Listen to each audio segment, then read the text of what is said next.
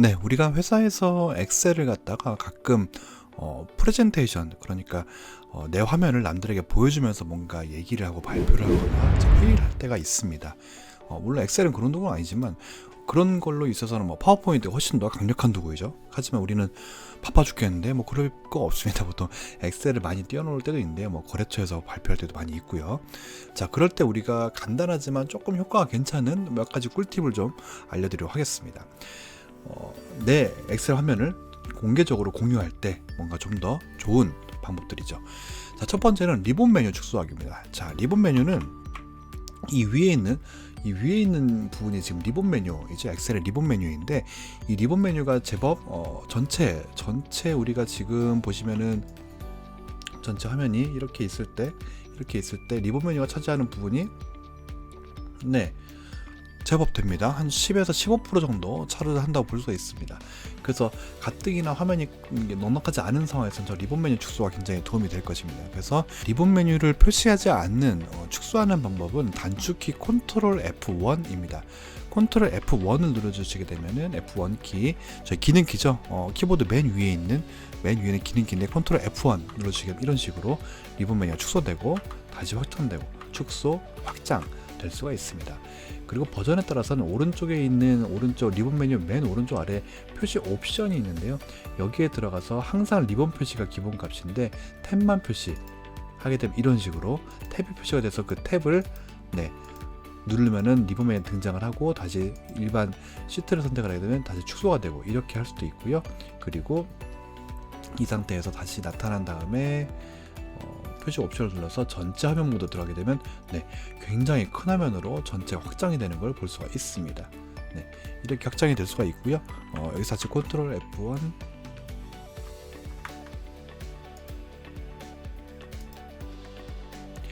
자, 이렇게 확장이 되고요. 이 상태에서 다시 맨 윗부분을 클릭해 주시면 이런 식으로 리본 메뉴가 나타납니다. 리본 메뉴뿐만 아니라 맨 위에 부분에 지금 파일 이름과 검색창이 있는 이 부분까지도 모두 사라지는 걸 볼 수가 있습니다. 그래서 시원하게 화면을 볼 수가 있죠. 그래서 다시 기본 값은 항상 리본 표시로 돌아오면은 기본 값으로 돌아오게 되겠습니다. 자, 두 번째는 눈금자, 눈금선 등을 표시 해제하는 방법입니다. 자, 보시면 지금 여러분들 셀의 구분이 지금 아주 옅은 회색으로 지금 선들이 다 표시가 되어 있죠. 바둑판 형태로. 이런 것들은 실제로 우리가 인식을 못하고 있어서 그렇지 저것이 없게 되면은 가독성이 훨씬 높아지게 됩니다. 그래서 이럴 때는 자, 보기 탭 들어가서요. 보기 탭 들어가서 여기 표시라고 되어 있는 표시 그룹이 있습니다. 자, 이것들을 모두 해제하게 되면 어떤 변화가 있는지 한번 보겠습니다. 자, 맨 위에 수식 입력줄. 수식 입력줄은 이 위에 우리가 보통 함수나 수식을 입력하는 수식 입력줄 부분이 사라지게 되고요. 눈금선 해제하게 되면 이거는 특히나 우리가 엑셀 대시보드 같은 거 만들었을 때 많이 이용을 하죠.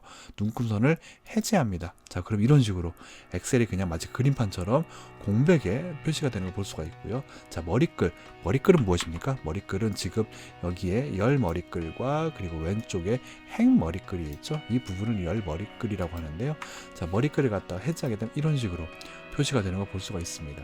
자, 이 상태에서 우리가 리본 메뉴 전체 화면 모드까지 하게 되면 자, 완전히 거의 풀스크린의 화면을 볼 수가 있는 것이죠. 그래서 아까 우리가 했던 그냥 화면에 비교하면 훨씬 더 시원시원하게 메뉴를 볼 수가 있습니다. 그래서 이런 식으로 표시를 할 수가 있겠습니다.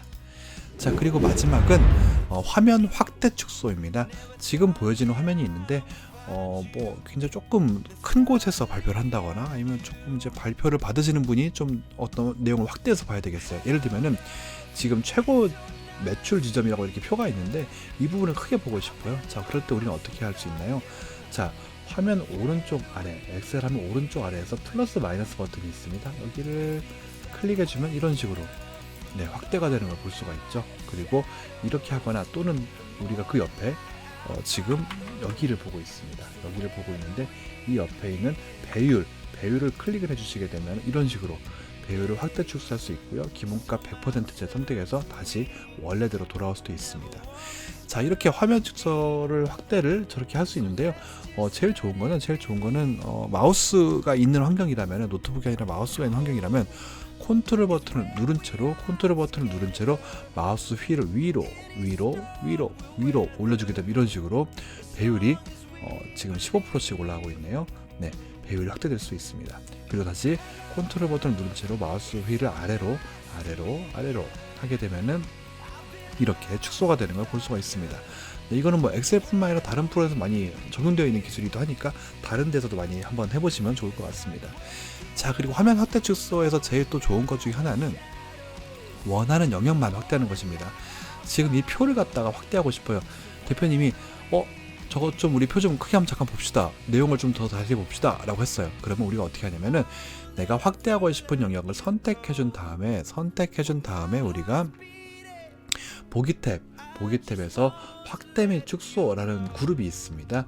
보기 탭에 확대 및 축소가 있는데요. 이것을 선택 영역 확대 축소라는 버튼을 클릭해 주시면 이런 식으로 네, 해당 내용이 최대한이 꽉 차게끔 확대가 된 걸 볼 수가 있습니다.